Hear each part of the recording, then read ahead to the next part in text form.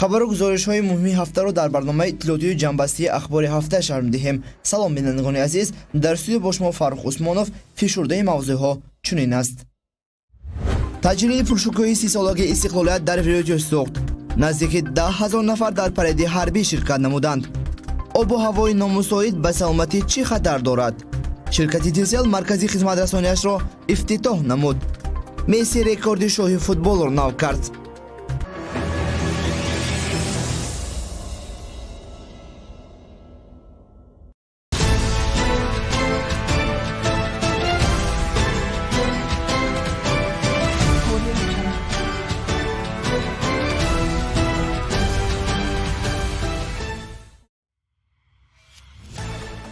$1 آمریکایی برابر به 11 سوم و 32 درم. 1 یورو برابر به 13 سوم و 38 درم. 10 روبل روسی برابر به 1 سوم و 54 درم.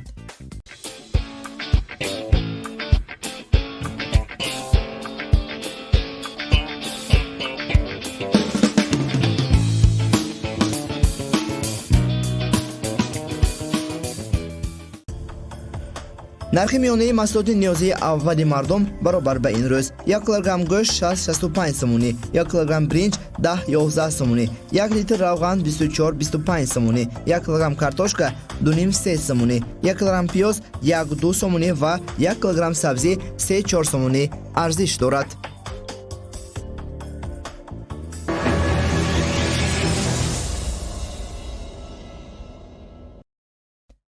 هفته جاری برای تمامی ساکنان تاجیکستان هفته فراموش نشدنی جنبست گردید، زیرا از آغاز هفته در منطقه‌های گوناگون جمهوری چاره‌بینی‌ها بخشیده به 30 سالگی استقلالیت دولتی جمهوری تاجیکستان برگزار گردیدند. از جمله چاره‌بینی رسمی ولایت سوخت در قصر ارباب دایر گردید که در آن کارمندان کسب و کار گوناگون، پیشقدمان و سابقه‌داران شرکت نمودند. نماینده حکومت جمهوری تاجیکستان پیام تبریکاتی پرزیدنت کشور را به اشتراکداران رسانید. گزارش اولی برنامه که از تلویزیون آزیا به ما دسترس گردیده است در این باره نقل می‌کند.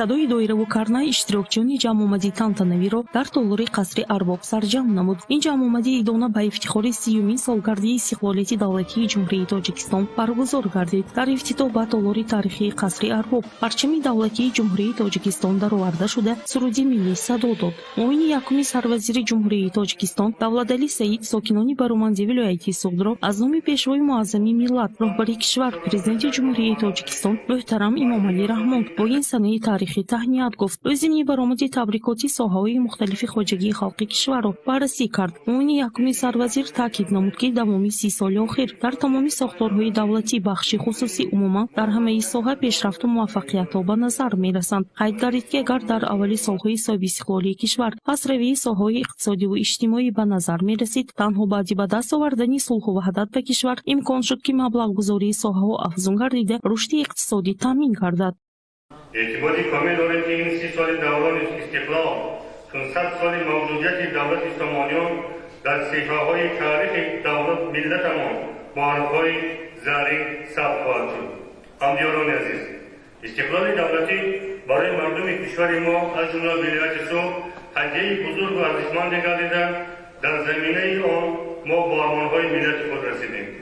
با شرافت این رویداد تاریخی آرزوی 1000 ساله نیاکان بزرگ ما عملی گردیده. هدفهای عالی ملت تاجیک در راه عملی شوی قرار گرفتند و امکان تطبیق برنامه‌های سازنده برای دولت و خلق ما به وجود آمد. مهمتر از همه استقلال سیاسی به ما امکان فراهم آورد که دولتداری ملی خود را بنیاد نماییم. اطلاع дода шуд ки давоми 20 соли охир сурати рушди соҳаи иқтисодӣ 7.5%-ро ташкил намуда, ҳаҷми воқеии маҷмӯи маҳсулоти дохила дар кишвар 4,6 баробар афзоиш ёфт. давлатали саид муовини якуми сарвазири ҷумҳурии тоҷикистон ҳамчунин сурати афзоиши соҳаи иқтисодиро дар сатҳи вилоят таҳлил намуд. ба гуфти ӯ маҳз баъди ба даст овардани истиқлоли давлати тоҷикистон ба пешравиҳои назаррас ноил гардида дар арсаи ҷаҳонӣ худро ҳамчун давлати ҳуқбунёд ва мустақил муаррифӣ намуд. имрӯз дар ҷаҳон тоҷикистонро як 192 давлати ҷаҳон мешиносанд ва кишвари мо бо 178 давлат робитаҳои байналмилалӣ дорад. бошад кишварҳои мамолики дуру наздик бошад робитаи иқтисодиро ба роҳ мондааст ки ин ҳама нишони соҳиби истиқлолӣ ва тинҷиву осудагии ватан ба ҳисоб меравад. раиси вилояти суд Раҷабой Аҳмадзода кулли мардуми Суғдзаминро бо ин иди бузурги миллӣ табрик намуд. Раҷабой Аҳмадзода таъкид дошт ки барои рушди соҳаҳои гуногуни хоҷагии халқи кишвар ва ҷуз аз кормандони мақомотҳо ҳамчунин соҳибкорон шахсони саховатпеша низ саҳми босазо гузоштаанд. аз ин рӯй Раҷабой Аҳмадзода ба ҳар як шахси ватандӯз ки дар рушди кишвар саҳм гузоштанд изҳори миннатдорӣ кард. миннатдории мақомоти иҷроии ҳокимияти давлати вилояти Суғдро ба тамоми раисони шаҳру ноҳияҳо, соҳибкорони ватандӯсти ватанӣ, кишоварзон, сохтмончиён, аҳли маориф, соҳаи тандурустӣ, собиқадорони меҳнат, хизматчиёни давлатие ки саҳми арзандаи худро барои бунёди ин иншооти ҷашнӣ гузоштанд. бунёди мактаб, корхонаҳои истеҳсолӣ, бунёди гархонаҳои замонавӣ, бунёди роҳҳо, гузрондани оби полизӣ, оби нӯшокӣ, чароғонкунии кӯчаҳо, бунёди қасрҳои фарҳанг, бунёди кӯдакстонҳои замонавӣ ва дигар иншоотҳои ҳаётан муҳим ки барои пешрафту иқтисодиёту иҷтимоиёти вилоят таъсири мусбии худро мерасонад ва ҳазорҳо нафар ҷойҳои кори нав таъсис дода шуд. изҳори сипос мекунам ва миннатдории бепоёни мақомоти иҷроии ҳокимияти давлати вилояти Суғдро мерасонам. дар идомаи сухани табрикотии худ Раҷабой Аҳмадзода аз музаффарият ва муваффақиятҳои даврони соҳиби истиқлол сухан гуфта қайд кард ки афзоиши маҷмӯи маҳсулоти минтақавӣ аз ҳисоби афзоиши ҳаҷми истеҳсолоти маҳсулот дар ҳамаи соҳаҳои иқтисодиёти вилоят аз ҷумла саноату кишоварзӣ, сохтмону алоқа, савдову хизматрасонӣ таъмин гардида дар 20 соли охир нишондиҳандаҳои иқтисодӣ ба марҳилаи рушди бонизом тамоюл кардааст. боиси қайд аст ки дар давраи истиқлолият дар дораи татбиқи 73 лоиҳаи давлатии сармоягузорӣ дар вилояти Суғд беш аз 1.1 миллиард доллар расход карда шуда. ба ҳолати 1 июли соли 2021 дар вилоят 17 лоиҳаи сармоягузории давлатӣ амалӣ карда шуда истодааст ки маблағи умумӣ дар доираи онҳо то ин ҷониб расход шуда зиёда аз 200 миллион долларро ташкил медиҳад.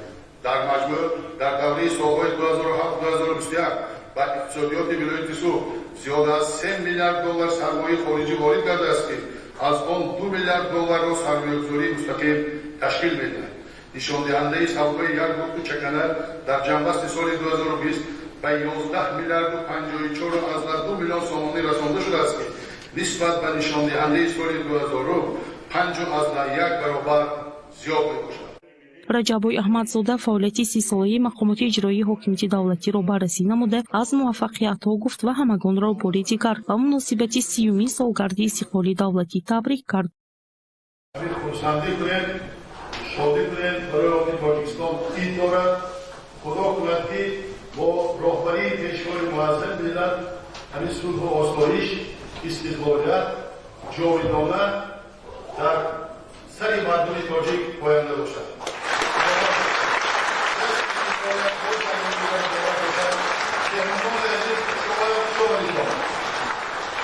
Добро пожаловать, уважаемые наши братья, друзья. Это все благодаря мудрой дружеской политике наших главных государств, президента Республики Таджикистан, лидера таджикской нации, благоуважаемого Эмомали Рахмона и президента Республики Узбекистан, уважаемого Шавката Мирамоновича Мирзиёева. Поэтому мы должны друг другу помогать, поддержать вот это поручение наших главных государств реализовать на деле. дар воқеъ истиқлоли мо калиди соҳибдавлатӣ ва ватандории миллати сарбаланду соҳибфарҳанги тоҷик аст ки тақдирашро ба дасти худ гирифта бо рӯҳу равиши хоси хеш ба ҷомеаи ҷаҳонӣ пайваста аст ва ҳамеша мекӯшад ки навзи давлату давлатдории худро бо навзи сайёра ҳамоҳангу ҳамсадо намояд. дар қисмати фарҳангии ҷамъомадӣ тантанавӣ гурӯҳи санъаткорон дар василватан Тоҷикистони соҳиби истиқлол, сулҳу ваҳдат, шеру суруд сароида ва чорабинии шукӯҳи дигар сам намуданд.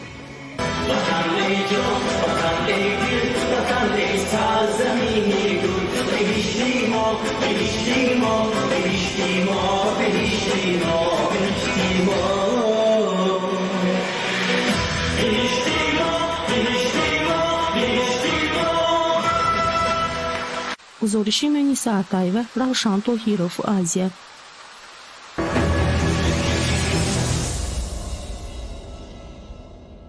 صبح سنه 7 سپتامبر در خیابان رحمان نبیف ولایت یوسف با اشتراک نمایندگان حکومت جمهوری تاجیکستان و رئیس ولایت یوسف رجب احمدزاده پرید حربی برگزار گردید. در آن افسران و عسکران جزو تامهای گوناگون قوه‌های مسلح کشور، برقرارکنندگان ساخت کنستیتوسیونی، دانشجویان و کورسانتان شرکت نمودند. همچنین تکنیک‌های حربی نیز از پرید حربی گذشتند. تلویزیون آزیا در این باره گزارش می‌دهد.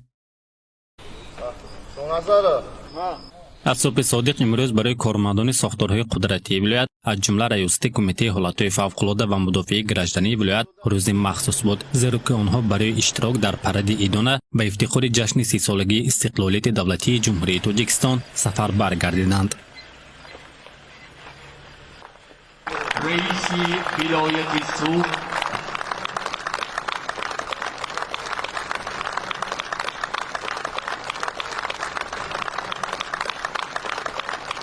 محترم رئیس، جزو تام‌ها، مقامات‌های حفظی حقوق و ذخیره‌های سفربری گردشگری سوخت برای گذشت پرد حربی بخشیدن و 30 سالگی استقلال دولتی جمهوری تاجیکستان صف آراستند. فرمانده پرد سردار گردشگری سوخت همکار بسیارزاده. سلام علیکم.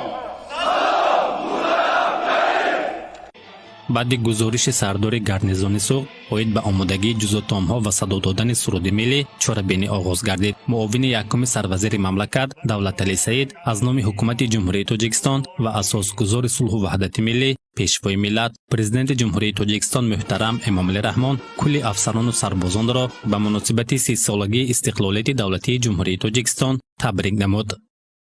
با کمال افتخار از نام حکومت جمهوری تاجیکستان تمام خدمتچان حربی ساختارهای نظامی و مقامات حفظ حقوق اینچنین سابقه‌داران خدمت حربی را به افتخار جشن 30 سالگی استقلال دولتی جمهوری تاجیکستان صمیمانه تبریک می‌گویم. ما هیچگاه فراموش نمی‌کنیم که محض استقلالیت امکانات تاریخی برای ما فراهم آمد که تحت سیاست خردمندانه و بنیادکارانه اساسگذار سلوح وحدت ملی پیشوای ملت پرزیدنت جمهوری تاجیکستان محترم امامعلی رحمان وطن خود را صاحبی کنیم، دولتداری ملی خود را برپا، سنت و ارزش‌های ملیمان را احیا سازیم، آرمان‌های تحریری خلقمان را عملی گردانیم و زندگی آزادانه مردمان را برآوریم. сипас раиси вилояти суғ Раҷабой Аҳмадзода афсарону сарбозон ва тамоми иштирокдорони чорабиниро ба муносибати 30-солагии истиқлолияти давлатии ҷумҳурии Тоҷикистон таҳният намуда, аз ҷумла баён дошт ки ҳукумати ҷумҳурии Тоҷикистон барои беҳтар кардани шароити хизмат ва зиндагии ҳайати шахсӣ аз навсозии иқтидори техникӣ ва муҷаҳҳазгардонии қувваҳои мусаллаҳ чораҳои зарурӣ роҳандозӣ менамояд. имрӯз артиши кишвар қодир аст ки манфиатҳои давлати соҳиб истиқлоламонро сарбаландона ҳимоя намояд, гуфт Раҷабой Аҳмадзода. ما از آن افتخار می‌نماییم که قوه‌های مسلح جمهوری تاجیکستان امروز قادرند منفعت‌های دولتی صاحب استقلالمان را سربلندانه حمایت نمایند. تقویت، پذیرفتن تأمینات قسم‌های نظامی، شکلاً و مضموناً تغییر یافتن جریان کارهای تربیوی و سیاسی، منتظم گذراندن مشق‌های حربی باعث روز از روز افزودن مهارت کسبی جنگی سربازان می‌گردد. ما باید طبع رفتار نماییم که مردم شریف تاجیک درک نماید که ارتش قابل حفظ مرز و بوم کشور را دارد و خلق میتواند تحت حمایه آن حیات آسایشته برد.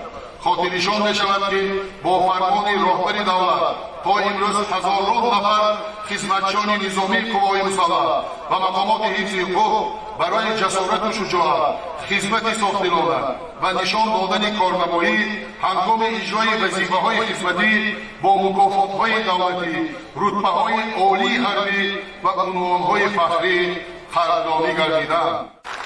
баъдан паради низомии ҳайати шахсӣ, сохторҳои низомӣ ва мақомоти ҳифзи ҳуқуқи вилоят, захираҳои сафарбарӣ, афсарону сарбозони гарнизони суғд ҷараён гирифта, дар он афсарону сарбозони гвардияи миллӣ, қисмҳои ҳарбӣ, воҳидҳои таъиноти махсус, қӯшунҳои сарҳадиву хушкигард, курсантони муассисаҳои таълимии ҳарбӣ, мақомоти корҳои дохилӣ, суд ва прокуратура, раёсати агентии назорати давлатии молиявӣ ва мубориза бо коррупсияи ҷумҳурии Тоҷикистон дар вилоят, хадамоти иҷро, гумрук, андоз, ҳайати захираҳои сафарбарӣ, раёсати кумитаи ҳолатҳои фавқулода ва дигар сохторҳои қудратӣ иштирок намуданд. Тавре ки қайд карда шуд, санаи 9 сентябри соли 1991 Тоҷикистон соҳиби истиқлол гардида, тӯли ин солҳо дар ҳамаи самтҳо ба дастовардҳои назаррас ноил гардидааст. имрӯз шароит дар қисмҳои ҳарбӣ ва дигар сохторҳои дахлдор ба таври лозима муҳайё гардида, артиши Тоҷикистон қодир аст ки кишварро аз ҳар гуна хатарҳо ҳифзу ҳимоя намояд. бояд гуфт ки дар ин чорабинӣ ҳудуди 10,000 нафар афсарону сарбозони сохторҳои қудратии вилоят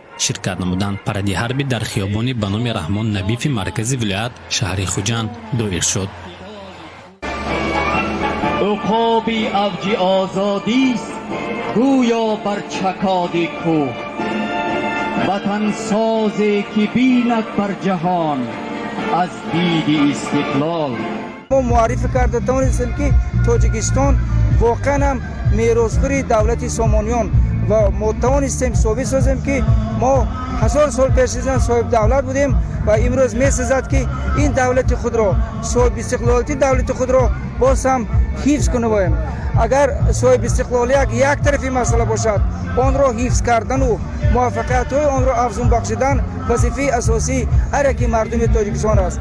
ما مردم عزیز تاجیکستان را، مردم عزیز ولایت را با 30 سالگرد استقلال دولت تاجیکستان صمیمانه مبارک میگیم. بسیار خرسندی بخش است که من از جمله اولین کارمندان وسایل اخبار عمومی هستم که مژده صاحب استقلالی را هنوز 30 سال پیش 9 سپتامبر سال 1991 توسط رادیو تاجیکستان به مردم رسانده بودم. بسیار پرده حربی درجه عالی که گذشت، بسیار تیاری دیدند. این نتیجه آن است که استقلالیت به دست داخل شد. این نتیجه آن است که جناب عالی سرزنده قوه‌های مسلح جمهوری تاجیکستان گنرال ارتش من همین روز همین خیل قوه‌های تیار کردند که برای حمایت دولت دائما تیار هستند. ما آرزو میکنیم که در آسمان آزاد زندگانی کنیم. ما آرزو میکنیم که دولت ما آینده باز اقتصادیاتش بلند برداشت، زیست زندگانی مردم بهتر شود. آینده ما حرکت میکنیم که دولت تاجیکستان به قطار دولت‌های بزرگ همراه شود. گزارش افضل بوسلیف، رفشان طاهرов، آزیا.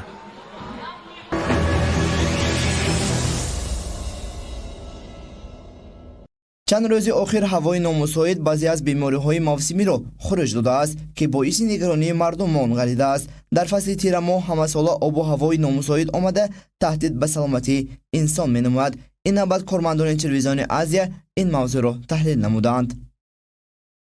تغییریابی آب و هوا بیشتر به آدمانی تندمیجاز تاثیر میرساند، زیرا عصبی این قبیل اشخاص نااستوار بوده در نتیجه تاثیر بیرونه تبشون زود دیگر می شود. این نقطه را ضمن صحبت با ما دکتر مرکز دلشناسی ولایت سوغد عبدالحکیم جورایف بیان نموده ابراز داشت که وابسته به عامل‌های در بالا ذکر شده داوم 10 سال اخیر شماره یک قطار گروه بیماران و مراتب افزوده است. هنگام پیدایش بارشات دردهای بوم، دردهای سری بیماران اوج میگیرد. از این لحاظ در سالهای آخر تحقیقات‌های علمی عالمان ساحه کلیماتولوژی طبی اثبات نمود که در ارگانیسم انسان در قسم درونی دیوار شاهرگ مخصوص ریسپتورهای موجود است که هنگام پس‌شوی فشار اتمسفری یا بلندشوی فشار اتمسفری ایمپولس‌ها را به سوی سیستم مرکزی عصب روانه می‌کند. در نتیجه سیستم وگتاتیوی عصب برانگیزش آمده اکثریت گروه بیماران شکایت‌های فعال پیدا می‌کنند. با گفت دکتر دلشناس عبدالحکیم جوراєв تغییریابی سیستم وگتاتیوی عصب نه تنها از پست و بلندشوی فشار اتمسفری بلکه از تغییریابی فشار بارومتری، نمناکی هوا، ناگهان دگرگونشوی سمت شمال، رادیاسیای آفتاب، نورهای کیهانی، پیداشوی سیکلون و آنتی سیکلون ها وابستگی کلان دارد و این حالت ها نیز تاثیرات خود را به ارگانیسم انسان می‌رساند. وقتی که فشار اتمسفری عامل‌های نامبر شده ناگهان دگرگون میشوند در بیمارها پیش از آن بیماری‌های سیستم مرکزی عصب اوج میگرین، بیماری‌های آسیب معده‌ای سر، بیماری‌های فشار بلندی شریانی، بعضی نمودی بیماری‌های ایشیمیایی دل، بیماری‌های راه نفس، استم آلرژیکی، بیماری‌های عضوهای تناسل، عضوهای هاضمه، بیماری‌های غدود بالای گرده، بیماری‌های پوست، بیماری‌های بومی معده و کلام، کلاژنوزها و اکثریت بیماری‌ها باعث شدت یابی می‌گردند. یعنی 40% انسان‌های کره زمین با این فضای کیهانی، با محیط بیرون، با تغییریابی باد و هوا وابستگی دارد. اوج بیماری با این حالت‌ها وابستگی دارد. عالمان کلیماتولوژی طبی اثبات کردند که انسانیت با کائنات علاقه‌مندی زیاد دارد و برای پیشگیری از هر گونه تاثیرات بیرون طبیبان رعایت قاعده‌های زیرین را توصیه می‌دهند. به بیماران توصیه می‌دهند که بیماران در این مهلتی معین داروهایی که مثلا برای بیماری فشار بلندی، برای بیماری ایشیمی دل توصیه شده است در وقتش اجرا کند، از فعالیت جسمانی بیمار خودداری کند و یک مدتی معین به پرهیز گذارد. از خوراک‌های تندی و روغنین و نمکین پرهیز کرده بیشتر از خوراک‌های کم غذا استفاده برد و حالت‌های فعالیت جسمانی خودداری نماید. موافق نشاندادهای عالمان ارثیات‌شناس در دنیا آدمان با 4 شکل سیستم مرکزی عصب به دنیا می‌آیند و ریاکسی ارگانیسم سیستم عصبی آنها به تغییریابی آب و هوا گوناگون میباشد. بیشتر خلریکا تاثیر میکند چون که خلریکا تند مجاز بوده، سیستم عصبشان نااستوار. سیستم عصبی خلریکا، سیستم عصبی فلگماتیکا باشد برعکس بی‌پروا و هر گونه تاثیرات‌های منفی در حالت‌های منفی ایموشنالی دچار نمی‌شوند. از اطلاع کارمند ساحه طب برمی‌آید که تغییریابی اقلیم و دگرگونشوی وضع آب و هوا در موسم مقرره به سیستم عصبی بیش از 40% آدمان کره زمین تأثیر مثبت می‌رساند. از این لحاظ برای قرار نگرفتن در چنین حالت انسان را وادار می‌سازد هرچی بیشتر طرز حیات سالم را پیشه نموده در حفظ طبیعت سهم گذار باشد. گزارش فرزانه حاجی‌بایوه و رجان دستمتف.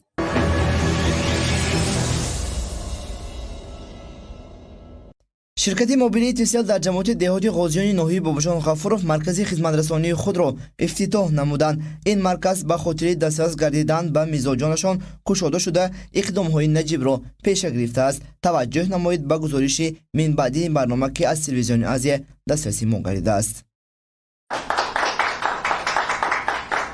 در موضع 400 جماعت دهل کشوده شد. در مراسم افتتاحی آن نمایندگان شرکت و ساکنان محله شرکت نمودند. مقصد از تشکیل این نقطه پیش از همه شرایط مساعد فراهم آوردن به اهالی و در سطح خوب خدمت رسانی نمودن به مردم ارزیابی کرده می شود. یعنی مشتریان هر یک همین جماعت میتونن آینده همینجا کارهای خودشون بیشتر جای نزدیکتر بود کنن و خدمت رسانی شرکت استفاده برن.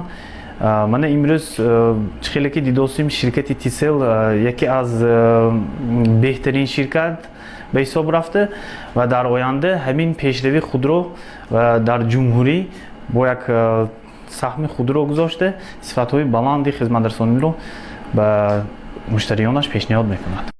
با مناسبت جشن 30 سالگی استقلالیت دولتی جمهوری تاجیکستان شرکت تیسل یکچند اکسیه‌ها برای میزبان پیشنهاد نموده است. از جمله در این جماعت نیز با برابری به فعالیت آغاز نمودن نقطه مذکور در خرید سیم کارت با رقم‌های زیبا و بسته‌های اینترنتی تخفیف‌ها جاری کرده شده است.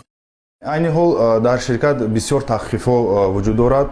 Барои пайваст кардани симкортҳои нав 50% тахфифҳо ки давоми 3 моҳ дода мешавад, муштариён пайваст карда гирифта истифода бурда метавонанд. Инчунин 50% тахфиф ба пакетҳои интернетӣ зиёда аз 3000 мегабайт, 5000 мегабайт, 10000 мегабайт бо тахфифи 50% айни ҳол пайваст карда метавонанд муштариён. Барои ҳамин марҳамат муроҷиат кунанд нуқтаи хизматрасонӣ ки дар ҳамин нуқтаи дар ғозиён яъне фрунзе мо кушода истодем нуқтаи хизматрасонии нав муроҷиат карда харидорӣ кунанд. дар ҷамоати деҳоти ғозиёни ноҳияи Бобуҷон Ғафуров наздики 20 000 аҳолӣ зиндагӣ мекунанд ва шумори истиқоматкунандагон дар мавзеи Чорсу ҳудуди 8 000 маънидод карда мешавад. Бошандагони маҳалла ҳам аз ин иқдоми ширкат изҳори хурсандӣ менамоянд ки минбаъд дар ҷойи зисти худ агар мушкилие пайдо шавад бо муроҷиат намудан ба ин нуқтаи хизматрасонӣ ба зудӣ ҳал хоҳад шуд. албатта нақшуд имрӯз мана маҳаллаи Чорсу ва ширкати Тисел филиали корхонашона кушоданд. акнун халқи Фрунзе, халқи Ғозиён овора шуда шаҳрҳо намеранд ва Ҳусндайро намеранд, Панҷшанбе намеранд. ҳаминҷо корашона буд ки мебиёнд. тавре ки масъулони ширкати Тисел қайд менамоянд, онҳо тасмим доранд ки нуқтаҳои хизматрасониашонро дар дигар минтақаҳои аҳолинишин низ боз ҳам бештар кунанд, то ки сокинон тавонанд роҳат ва қулай аз хизматрасонии ширкат ба таври васеъ истифода намоянд. гузориши Афзал Босулиев, Валиҷон Дӯсматов, Азия.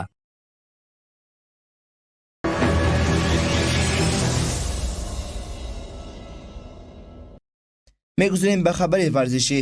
бозии давраи даҳуми марҳилаи интихобии чемпионати ҷаҳон 2022 миёни мунтахаби Аргентина ва миллипӯшони Боливия баргузор шуд ва бо ҳисоби 3-0 хотима ёфт. ғолибиятро дар ин бозӣ барои аргентиниҳо сардаста Лео Месси бо задани 3 гол таъмин кард. дар дақиқаи 14 нерӯсанҷӣ Месси аз партофти Парадес истифода бурда ҳисоби бозиро кушод. қисми аввали бозӣ бо ҳамин ҳисоб ба охир расид. дар қисми дуюми бозӣ низ ҳамлагари машҳур Лео Месси бо дарвозаи рақибаш 2 голи дигар задааст. ёдовар мешавем ки Месси баъди 3 голи задааш дар ин бозӣ аз рӯи шумораи голҳо дар минтақаи Амрикои Ҷанубӣ аз Пелеи дастон пеш гузашт. акнун дар ҳисоби Месси 79 гол аст ва дар ҳисоби Пеле 2 тӯб кам, яъне 77 гол аст. дар ин бора сомонаи расмии телевизиони варзиш хабар нашр кардааст.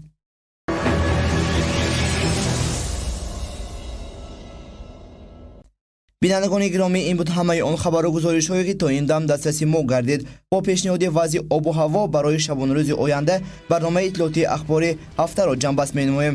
шумо метавонед ҳамарӯза хабару гузоришҳои муҳими рӯзро дар сомонаи мо cw.tiros.org тамошо намоед. хайр, сарбаланду хонаобод мемонед.